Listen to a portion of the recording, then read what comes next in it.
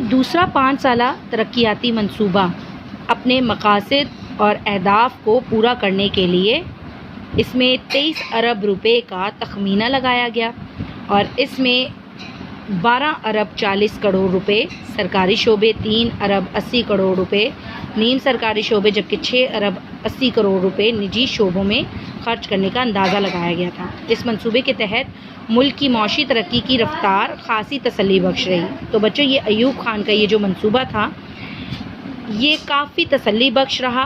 بعض شعبوں میں تو ترقی اس حد سے بھی زیادہ ہوئی جو منصوبہ بناتے وقت قائم کی گئی تھی، اور منصوبے کا جائزہ لینے کے لیے اگر ہم ان پوائنٹس کو دیکھتے ہیں تو معلوم ہوتا ہے کہ یہ منصوبہ کتنا زیادہ تسلی بخش تھا۔ سب سے پہلے پوائنٹ میں کہا گیا کہ قومی آمدنی میں یعنی نیشنل انکم میں 30% سے بھی زیادہ اضافہ ہوا، یعنی نیشنل گراس انکم کتنی ہوئی؟ 30% سے بھی زیادہ بڑھ گئی۔ اور بچوں، ایکسپورٹ میں یعنی برآمدات میں 7% سالانہ کے حساب سے اضافہ ہوا، جبکہ تیسرے پوائنٹ میں بتایا صنعتی شعبوں میں یعنی انڈسٹریل سیکٹرز کی اگر بات کی جائے تو وہاں 40% سے زیادہ ترقی ہوئی، اور اگر ہم ایگریکلچر سیکٹر کی بات کریں یعنی زرعی شعبوں میں تو وہاں ترقی 15% سے زیادہ ہوئی۔ تو بچوں، اس سے اندازہ لگایا جا سکتا ہے کہ یہ سیکنڈ 5 ایئر پلان 1960 to 65 کافی کامیاب رہا۔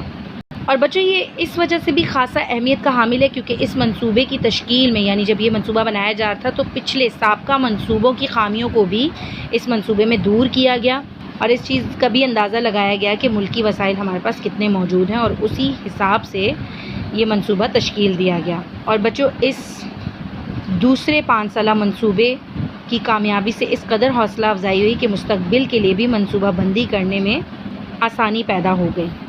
تو بچوں، یہ تھا دوسرا 5 سالہ ترقیاتی منصوبہ سیکنڈ 5 ایئر پلانس 1960 to 65۔ اسے بچوں آپ نے اچھی طرح سے یاد کر لینا ہے۔